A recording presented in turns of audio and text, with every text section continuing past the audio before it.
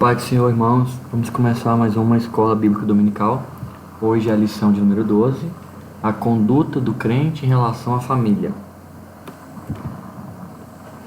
Vamos começar então fazendo uma oração, cantar os hinos sugeridos, aí a gente dá início à leitura da lição.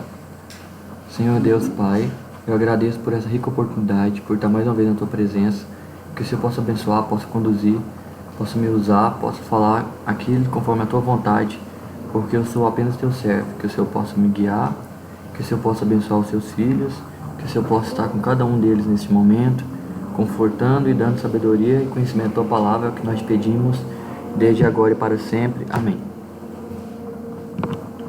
Então, os hinos sugeridos para a lição de hoje são respectivamente o 121, 432 e 546. Vamos começar pelo hino 121.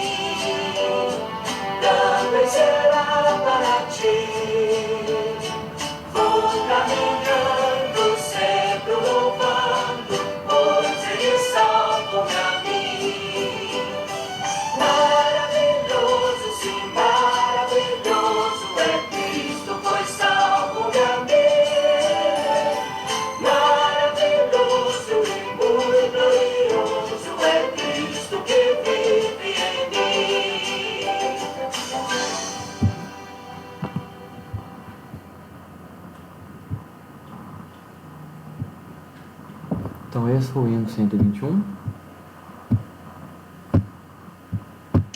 Vamos agora louvar a Deus com o hino 432 da harpa cristã.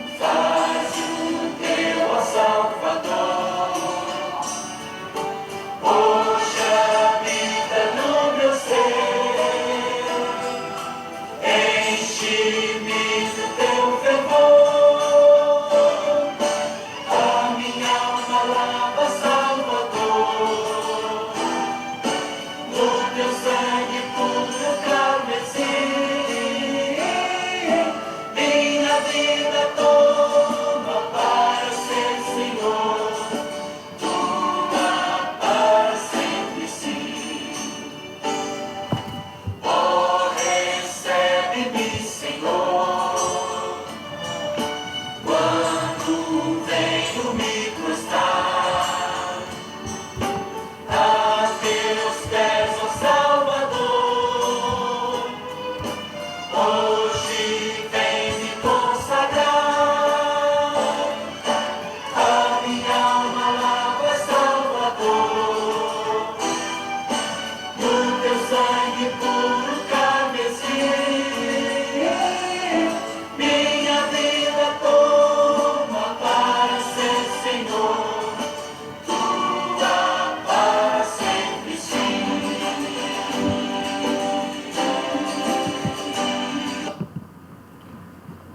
Hino 432. Então vamos ficar só nesses dois hinos hoje. Vamos aqui agora começar a lição. Eu vou hoje ler a lição por esse material aqui. Então, vou começar aqui do início. Então, a lição é a conduta do crente em relação à família. E o texto áureo é: por isso deixará homem seu pai e sua mãe, e se unirá à sua mulher, e serão dois numa carne. Efésios 5:31. Verdade prática diz que Deus estabeleceu o casamento monogâmico, heterossexual e indissolúvel, isto é, a instituição da família para a glória do nome dele. E a leitura de referência está aqui em Efésios 5. Sujeitando-vos uns aos outros no temor de Deus, vós, mulheres, sujeitai-vos a vosso marido como ao Senhor. Porque o marido é a cabeça da mulher, como também Cristo é a cabeça da igreja, sendo ele próprio o Salvador do corpo.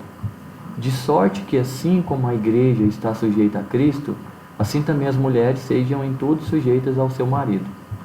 Vós, maridos, amai vossa mulher, como também Cristo amou a igreja e a si mesmo se entregou por ela, para a santificar, purificando-a com a lavagem da água pela palavra, para a apresentar a si mesmo igreja gloriosa, sem mácula, ruga, nem coisa semelhante, mas santa e irrepreensível. Assim devem os maridos amar sua própria mulher como a seu próprio corpo. Quem ama a sua mulher, ama-se a si mesmo. Porque nunca ninguém aborreceu a sua própria carne, antes a alimenta e sustenta, como também o Senhor a igreja. Porque somos membros do seu corpo. Por isso deixará o homem seu pai e sua mãe, e se unirá à sua mulher, e serão dois numa carne. Grande é este mistério, digo-o, porém a respeito de Cristo e da igreja. Assim também vós, cada um, em particular, ame a sua própria mulher como a si mesmo, e a mulher reverencie o marido. Então aqui é a leitura que estava lá em Efésios. Vamos aceitar um irmão aqui querendo entrar.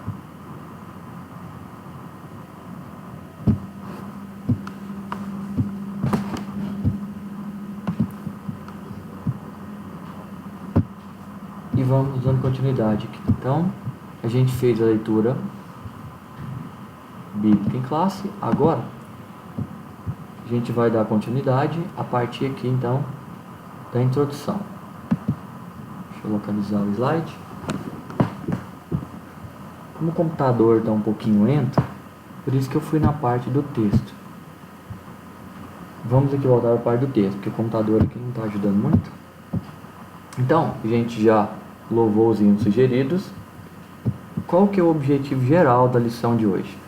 É mostrar que o relacionamento harmonioso está incluído no projeto divino para a família cristã. E os objetivos específicos são 3.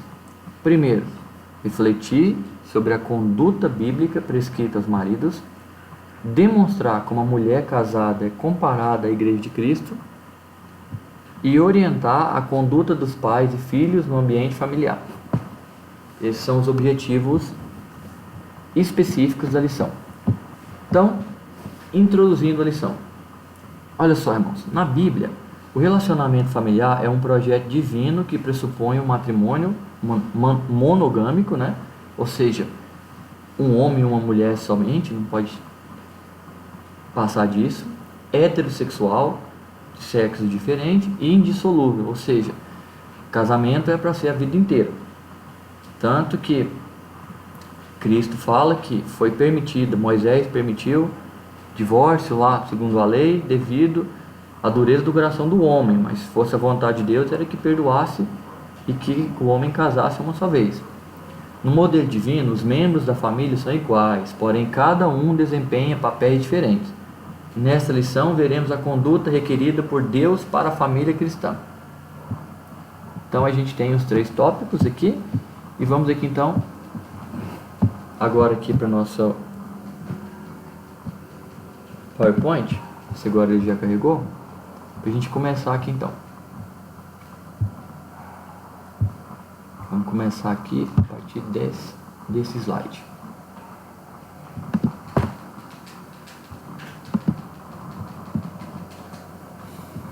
Então,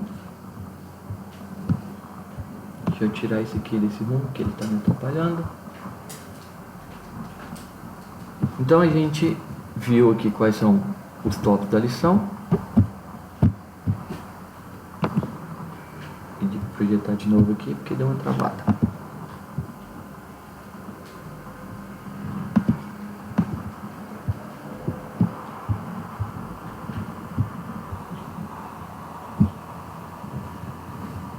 Só um momentinho.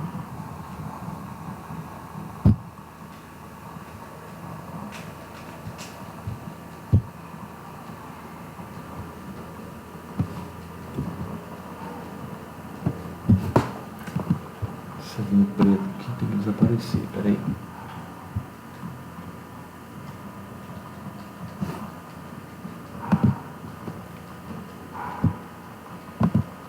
Só um momento, irmãos.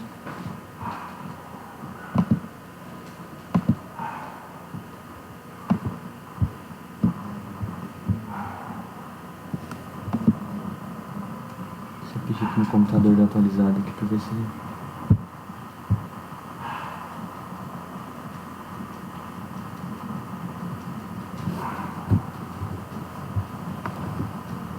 a máquina deixando na mão.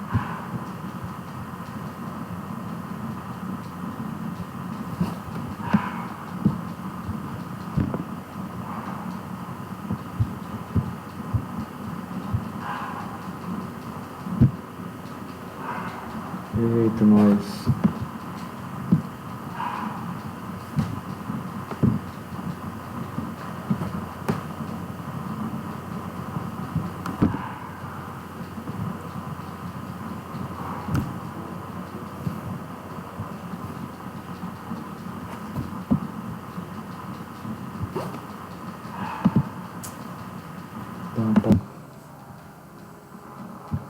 Então, irmãos, vamos continuar aqui então. Não consegui tirar essa linha preta, mas vamos assim, não vamos parar por causa disso não.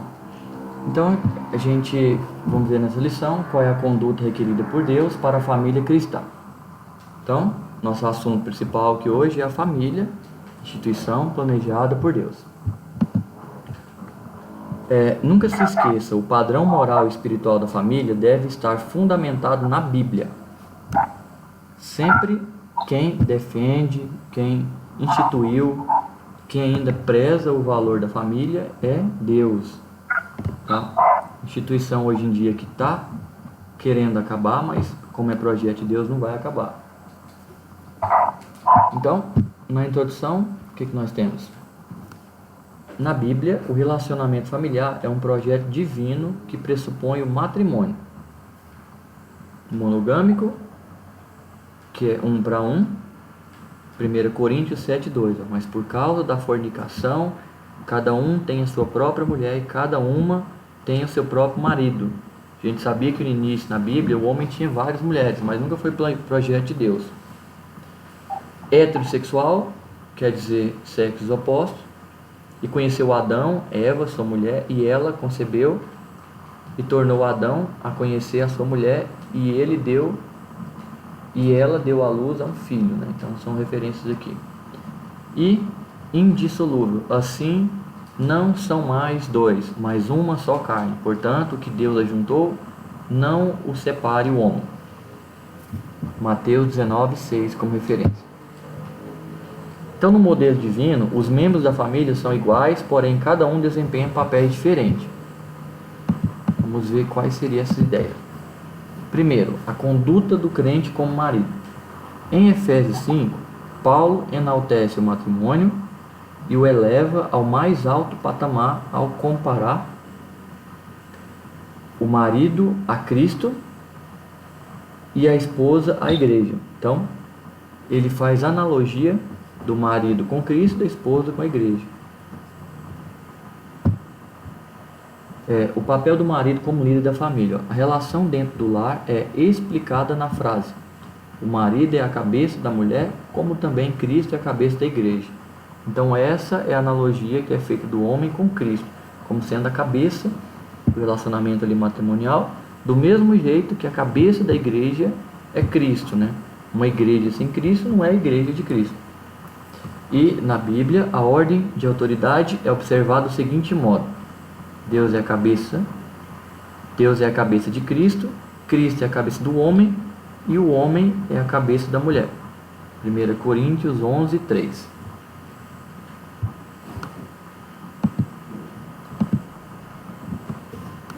Pode haver muita desunião e atritos no casamento, quando o marido tenta tirar proveito do seu papel. Ser líder da família não é tornar a esposa um capacho. Então, assim, muitos matrimônios têm problema porque essa parte da leitura do mandamento bíblico o cara entende de forma errada, né? O marido é o cabeça, então o marido é o ditador e a mulher é a escrava. Esse é o problema do entendimento. Porque do mesmo jeito que a palavra fala que o marido é a cabeça da mulher, fala que ele deve amar como ele ama seu próprio corpo, como Cristo amou a igreja. Cristo em nenhum momento sacrificou o discípulo, em nenhum momento humilhou o discípulo, em nenhum momento obrigou o discípulo a fazer alguma coisa. Simplesmente ele os amou, ele os tratou bem e ele deu a vida por eles. Então, o homem é a cabeça no sentido de estar na frente ali, de cuidar da esposa, de amar, de se entregar por ela, de dar vida por ela, de protegê-la. Mas a humanidade caída levou a leitura para o lado errado. E aí a gente viu toda a história, toda essa repercussão de machismo, tudo é consequência do homem caído não sabendo entender os mandamentos de Deus, como foi feito em Israel com a lei, como foi feito também no Novo Testamento, né? Entendimento errado dos mandamentos de Deus, porque não tem o Espírito Santo para poder orientar, para poder guiar, para poder entender o que a palavra de Deus está dizendo. E a esposa tenta minar o seu marido. A esposa deve reconhecer a liderança do marido, ou seja, o que ele está querendo dizer aqui? Aquela esposa dominadora, que em vez de ser um braço direito ali, de junto com o marido apoiar e os dois romperem diante, fica tentando minar, sabotar, desfazer, diminuir, para ela ser a dominadora ali no lar. Mas aí ela não entende que ela já é dominadora do lar a partir do momento que ela se sujeita ao marido numa relação de amor.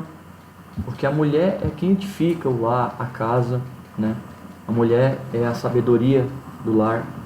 E o homem, devido à força bruta, ele acaba sendo aquele provedor, aquele que vai à luta fora para poder buscar. Não que a mulher não trabalhe, não divida as responsabilidades, mas no sentido de que o homem, por geneticamente ter essa força bruta, essa força maior, ele acaba pegando mais no pesado nessas atividades e não tem a delicadeza que às vezes a mulher tem para gerir o lar, para controlar os filhos, né, para guiar a casa. Por isso cada um acaba tendo seu papel.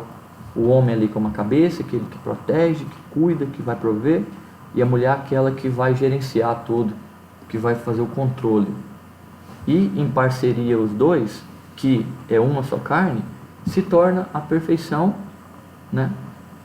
Conforme a igreja deve ser perfeita, porque é a noiva de Cristo. Agora, um sem o outro acaba sendo incompleto, né? O homem sozinho não consegue, a mulher sozinha não consegue, Mas os dois juntos, virando uma só carne, acaba se tornando esse modelo ideal. Então, a conduta do crente com o marido. Nas Escrituras, o modelo cristão está fundado no amor e no respeito mútuo. Esse que é o foco. O equilíbrio só vai acontecer quando há o amor e o respeito mútuo.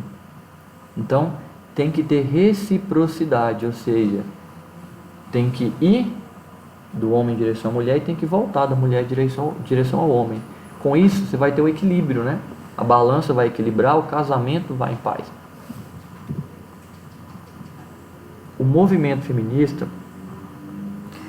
como viés neomarxista, considera esse modelo de família como um sistema opressor do homem contra a mulher. Uma coisa é a luta das mulheres pelos direitos civis. Outra coisa é o movimento feminista radical que está transformando as mulheres em cópias abomináveis de homens. Então, a mulher pode conquistar seu valor sem se masculinizar e mudar sua natureza. Então, muitas das vezes é interpretado mal esse movimento, as pessoas entendem mal às vezes, ou então alguns radicais que têm tudo quanto é parte na religião, a gente tem os extremistas e tudo mais, acaba que leva tudo muito no pé da letra, enviesa o discurso e confunde a muitos em vez de esclarecer. As mulheres, ao longo da má interpretação bíblica, foi muito humilhada, maltratada, mal cuidada. Essa passagem bíblica mal interpretada acabou colocando os homens como verdadeiros ditadores, as mulheres a uma vida sem direitos. Agora que estão conquistando seus espaços e tudo mais, estão lutando mais pelos seus direitos. E isso é certo. Tem que buscar os direitos, a igualdade. Somos filhos da mesma forma de Deus. O homem e a mulher se completam, não um sobe em cima do outro como degrau, como foi feito ao longo das épocas. E hoje a gente vê aí um movimento, as mulheres ganhando força, de forma justa, lutando pelos direitos que lhe é devido. Está certo. Agora, o extremismo que é o problema, quando passa a pregar agora contra a palavra de Deus, no sentido de que alguns minorias, né, que não é necessário família, que isso é um conceito ultrapassado e tudo mais, aí acaba batendo de frente com a palavra de Deus, que foi o próprio Deus que disse que o homem tem que largar pai e mãe, unir sua esposa e tornar uma só carne. Então isso acaba batendo de frente.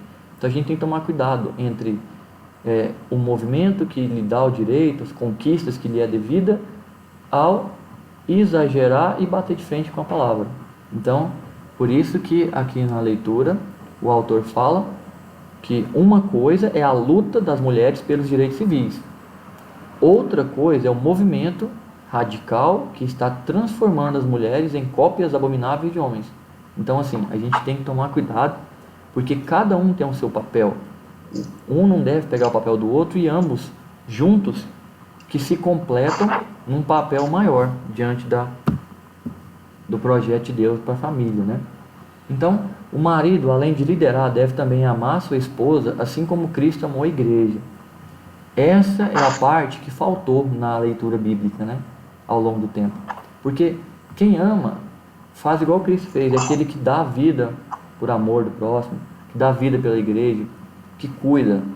E o que a gente viu ao longo da história não foi isso. A gente viu o sexo feminino sendo explorado pelo sexo masculino, as mulheres numa cultura extremamente machista, sem os direitos, né, de se defender, de lutar, e os homens não amando como deveria e simplesmente aproveitando.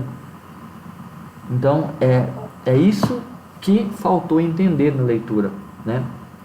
Então a continuação do texto fala nessa questão de que esse mesmo homem que estava ali como cabeça, mas no sentido ali de estar à frente nesse quesito ali da construção, na busca, ele acabou sendo o ditador, e a parte de amar sua esposa, como Cristo amou a igreja, passou muito longe. Então isso é aquela história de levar o versículo pelas metades, né? A gente lê a Bíblia só a parte que nos interessa. A igreja foi atraída para Cristo por meio do amor e não por ameaças ou imposições ou autoritárias.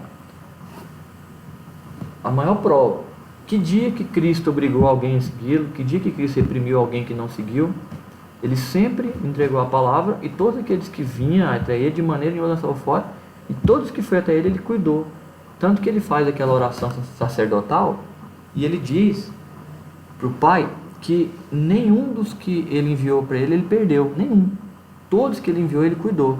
Apenas um que se perdeu, mas era por causa da profecia, né? Que era Judas, que era o traidor. Então, o cuidado do marido à esposa. A Escritura enfatiza que a esposa é parte do marido, ao declarar: quem ama a sua mulher, ama-se a si mesmo. Efésios 5, 28, parte B.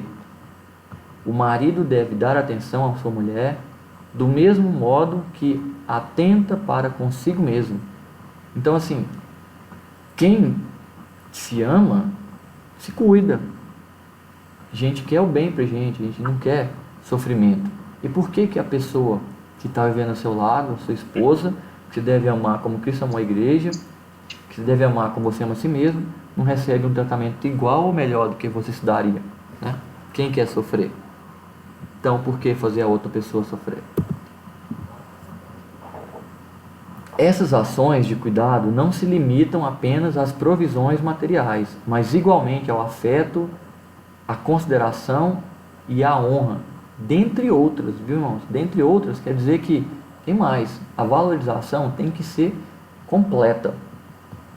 Igual, consideração, honra, honrar a esposa, respeitar, dentre outras. Tal demonstração de amor deve ser sincera, tanto em público quanto em particular, né? Aí também tem aqueles casos de, em público, o marido é aquele exemplar, a esposa é um anjo. Dentro de casa, igual o pastor costuma falar, as raposas tudo se liberta. E aí o homem vira aquela coisa grotesca dentro de casa, e aí quer humilhar a mulher está fazendo comida ali para alimentar o próprio ego dele, e ele não tem coragem de ir lá lavar uma vasilha. Então, esse é o problema. É isso que os crentes, as pessoas têm que entender. É que a leitura bíblica, ela fala de amor, ela fala de respeito, de honra. Então é isso que tem que ter no matrimônio, no relacionamento. Só que não é isso que vem acontecendo. Aí quando a gente vê casamento sendo destruído, as mulheres reclamando de opressão, a gente entende o que elas estão passando. E elas têm razão. O cara dentro da igreja, terninho, gravata, é lindo, maravilhoso, falando de Deus, parece que é uma coisa. Dentro de casa, o cara se transforma, que ele saiu dentro da igreja, tirou o terno, mudou. E aí a mulher tem que aguentar a opressão, aguentar torturas psicológicas e tudo mais. É isso que a palavra fala? É isso que a gente tem que aprender, né, irmãos? A gente tem que deixar o Espírito Santo agir em nossas vidas, deixar ele falar.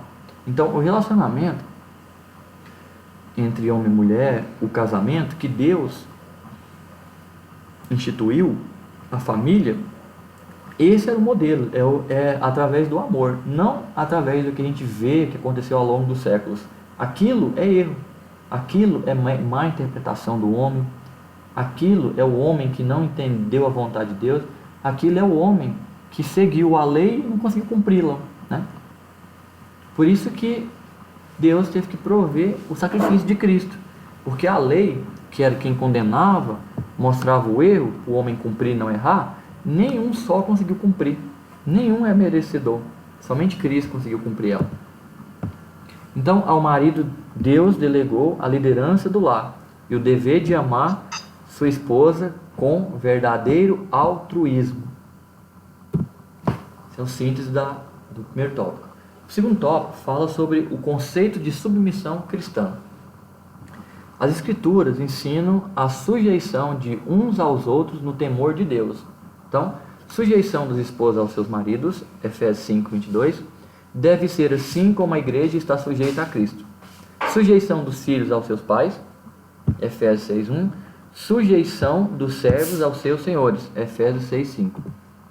Então, aqui não se trata de uma sujeição irracional ao domínio de alguém, mas voluntária e de grata aceitação do amor e cuidado do marido. Então, submissão no casamento é o chamado de uma esposa para honrar e afirmar a liderança de seu marido e assim ajudá-lo a exercer essa liderança de acordo com seus dons. Esse aqui quem escreveu foi esse John Piper. Então, assim, a ideia de sujeição, submissão que aparece aqui, não é a ideia que muitos levaram no pé da letra de escravidão. Não, minha mulher tem que ser sujeita, o que eu mandar ela tem que fazer. Se eu não deixar, não vai. Não é nesse sentido. Na igreja você não tem liberdade, Cristo é a cabeça, mas você não tem um livre-arbítrio.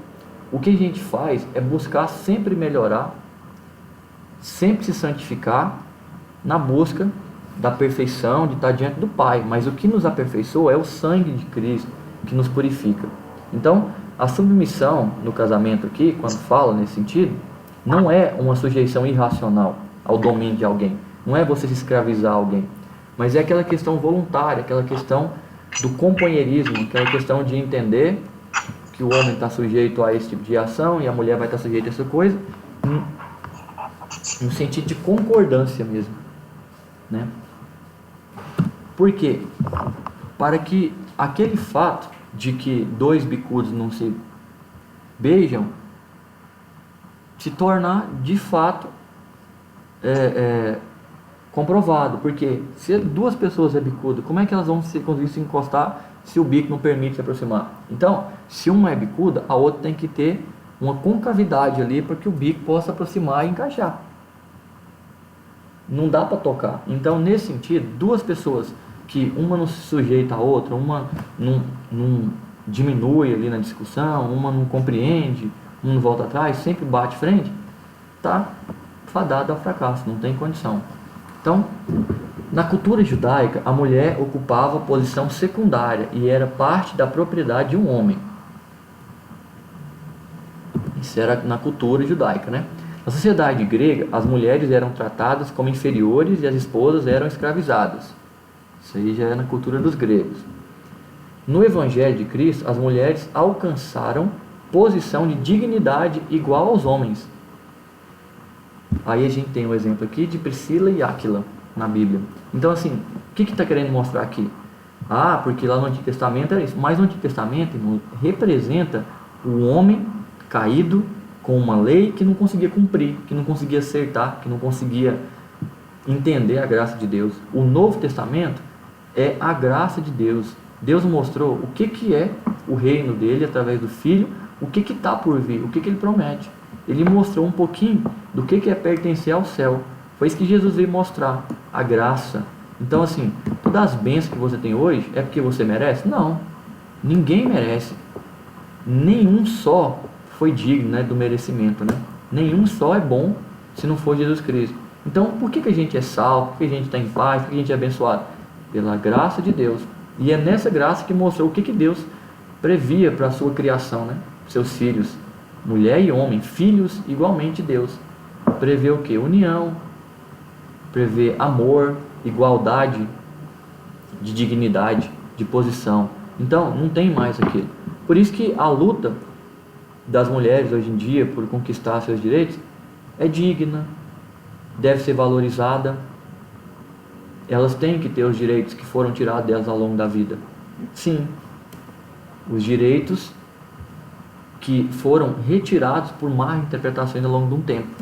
É isso que o movimento busca nessa questão de igualdade nesse sentido. Agora a gente tem que tomar cuidado com os extremismos, que às vezes quer bater de frente com a palavra de Deus.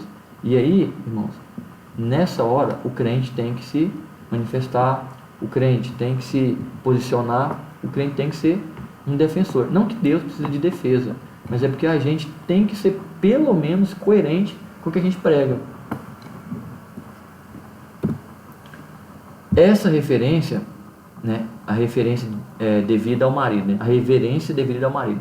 Essa reverência consiste em estima e respeito para com o marido. Então é nesse sentido a reverência, estima e respeito para com o marido. O amor do marido para com a esposa deve ser altruísta. Isso capacita a esposa a ser recíproca ao marido. Então, eu quero que ela me ame. Então, a ame verdadeiramente. Se você ama, cuida, zela, provavelmente você vai receber a mesma coisa em troca. Não tem como eu ser ali o ditador da família e querer que as famílias todas estejam me amando e sujeitando a mim. Eu vou criar ódio dentro de casa. Então, o homem que assim se comporta, coopera para que a esposa o reverencie. Ela terá prazer em reverenciar, uma vez que ela tem a retribuição, né, do amor, dos cuidados, que o mesmo que Cristo teve com a igreja, né, o homem tendo com a esposa. Então, a postura de reverência faz com que a esposa venha apoiar e ajudar o marido em sua tarefa de liderar. Então, a esposa, ela vai ser um apoiador, um braço direito do marido, a partir do momento que ele entende o papel dele e ela entende o papel dela na família, que não são dois inimigos, não são dois opositores, não é uma queda de braço, mas sim os dois braços que se unem para formar um só corpo. A gente não tem dois braços, por que a gente tem dois braços? Um não serve? Não, mas Deus criou a gente com dois braços e a gente acaba precisando dos dois braços para poder se virar. A mesma coisa, o homem e a mulher. Ao se tornar uma só carne, é como se cada um representasse um braço, e um braço não guerreia contra o outro, não faz guerra contra o outro. Um não atrapalha o funcionamento do outro, pelo contrário, ele ajuda, ele divide a carga. Então, esse é o papel. Isso que é o matrimônio segundo Deus, segundo a vontade do Pai. Então, o marido de uma mulher sábia a ouve com muita alegria. A esposa participa das decisões em família, porém não procede como opositora, nem desautoriza a autoridade de seu marido. Ela, por que desautoriza? Porque não precisa.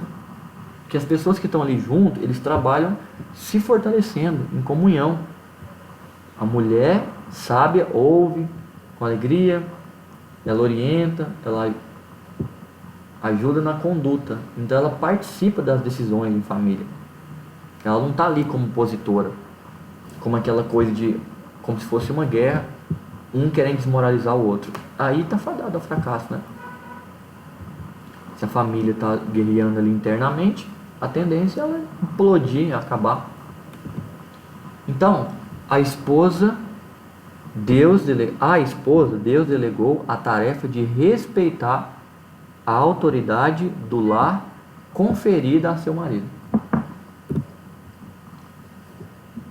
Agora, a conduta do crente como filho. Então a gente vê a conduta do marido, da esposa e do crente como filho. Primeira, a responsabilidade dos pais. Os pais devem criar seus filhos na doutrina e admoestação do Senhor. Significa orientação ou treinamento para o desenvolvimento do caráter e pronta obediência das normas. Então, assim, o pai, ele tem um dever de criar o filho para ele entender que existem regras, doutrinas, né? Principalmente as doutrinas e admoestações do Senhor, ele entendendo como que funciona. Significa que ele vai ser treinado, né, para desenvolver o caráter e pronta obediência às normas, porque nesse mundo a gente tem normas. Eu tenho livre-arbítrio de escolher? Tem, mas se você escolher alguma coisa que está fora de uma norma, de uma lei, você vai arcar com as consequências e vai ser duro e pesado a pena, né? A gente tem muito exemplo. Se eu quiser andar nu na rua, eu posso. Pode, mas você vai ser preso. Você escolheu, você quer ir, você pode ir. Mas você infringiu uma lei e vai ser preso por isso. Então, assim, aquele filho que é criado, entendendo que existe doutrina, existe normas, desde pequeno cumprindo, ele não vai ter problema com a legislação, com a lei. Porque ele entende que existe limite, que o direito dele termina onde começa o direito do próximo. Então, os pais devem criar seus filhos na doutrina, isso aqui é a mesma coisa, e quer dizer então, instrução ou advertência que faculta a distinção entre o mal e o bem, né? Então, aqui ele está fazendo um destaque à doutrina. Responsabilidade dos pais. Cabe aos pais estabelecer os parâmetros de conduta e reagir contra a desobediência de seus filhos. Os pais não devem abusar da autoridade recebida, pois eles devem educar sem rigor excessivo para não incitar a ira de seus filhos. Porque a Bíblia também fala que os pais não devem incitar a ira dos filhos. Então, isso aqui também é uma outra coisa muito importante. Deve educar, deve guiar, conduzir os filhos, mas não pode abusar da autoridade recebida. Por quê? Porque assim isso vai suscitar a ira, o ódio dos filhos. Quando ele se comporta, como eu disse novamente, como aquele tirano, aquela pessoa que não valoriza a outra, não vê que a outra tem os direitos dela, que a outra também tem os gostos dela, quer sempre a vontade dele, porque é ele que manda, né? Então, os critérios dessa educação estão na palavra de Deus. Tem que ter autoridade, mas não pode abusar dela. Tem que saber os limites, tem que saber respeitar. Não adianta rigor excessivo. Porque aí, em vez de você juntar, você espalha desse jeito. Então, a gente observa assim, ó, paternidade, pai, maternidade e a mãe. Do homem vem o limite e ordem. Da mulher vem acolhedora, aconchegante e compreensiva. E os dois juntos vem a educação dos filhos. Se a esposa acabou não sendo aquela pessoa compreensiva, por isso que os dois é uma só carne. O pai pode fazer esse papel. O fato é que para educar o filho, a criança, tem que ter todos esses quesitos. O filho tem que se sentir acolhido, aconchegado, protegido, tem que compreender, o pai tem que ser compreensivo em certo momento, porque eles estão aprendendo, mas eles têm que entender que tem limite, que existe ordem nas coisas. E isso, essa balança, junto, os dois lados aqui, vai trazer o equilíbrio que a família precisa na criação do filho. Então, é no equilíbrio entre o feminino, e o masculino, entre a paternidade e a maternidade, que desenvolve plenamente a personalidade da criança.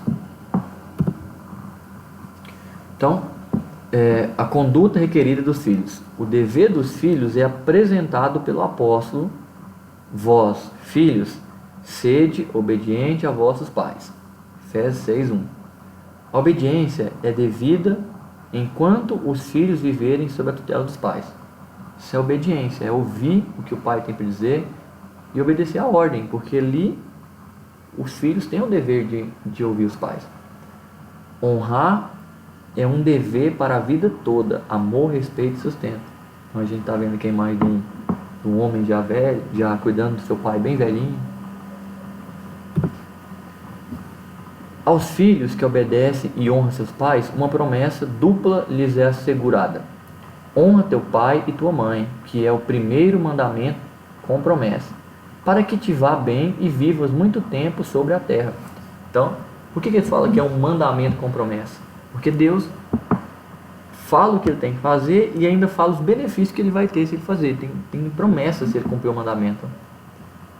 Honra seu pai e sua mãe, ouça eles, obedeça a eles. Esse é o primeiro mandamento com promessa. E qual é a promessa? Para que te vá bem e vivas muito tempo sobre a terra. Efésios 6:2-3. Porque depois, né, que o pai e a mãe morreu, não adianta lá no caixão, tá chorando, arrependido amargamente porque não ouviu a mãe, porque não obedeceu. Tarde. Então, aos pais, Deus delegou a responsabilidade de educar e aos filhos o dever de obedecer e honrá-los. Então, para finalizar, a gente tem primeiro tópico da conclusão: o marido tem o dever de liderar e amar sua esposa. A esposa, o dever de submeter-se e respeitar a liderança do seu marido. Aos pais, o dever de educar seus filhos segundo as escrituras. E aos filhos, o dever de obedecer e honrar seus pais. Isso é a harmonia que Deus previu na família. E esses são os mandamentos bíblicos que tem, né? Então, para a gente finalizar, algumas perguntinhas da lição. Primeiro é: qual é a ordem de autoridade observada na Bíblia?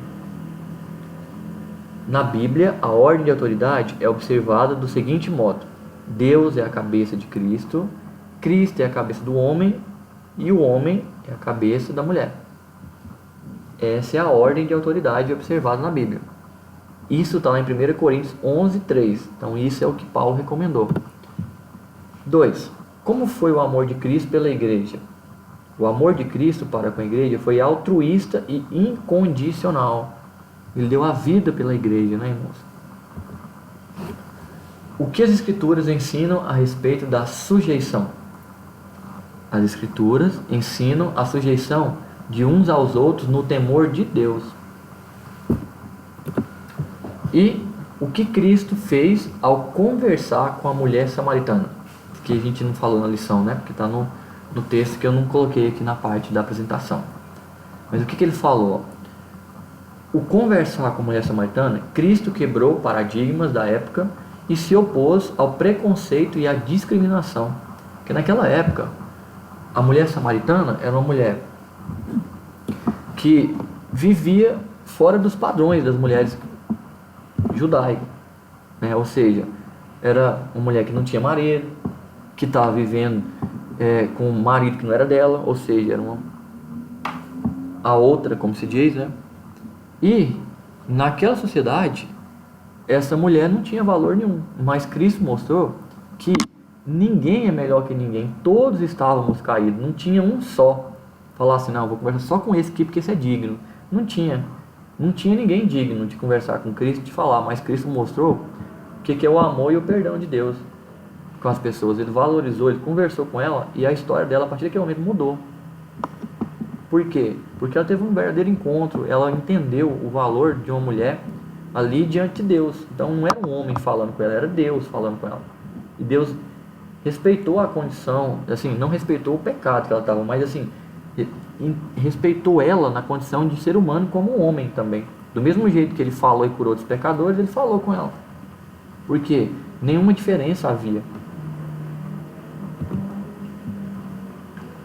Como os pais devem criar seus filhos? Os pais devem criar seus filhos na doutrina e admoestação do Senhor. E assim a gente finaliza a lição de hoje. Eu quero agradecer a oportunidade, né? Pedir para os irmãos compreensão aqui, porque meu computador está precisando formatar e eu só posso mexer nele quando eu entrar de férias, porque eu estou dando aula nele todo dia e não posso parar por enquanto. Mas isso é a lição, espero que os irmãos tenham compreendido, que os irmãos possam refletir mais na palavra. Vou subir o vídeo agora, vou divulgar e vou tentar colocar o PDF também para os irmãos fazerem a leitura. Então até a próxima, irmãos.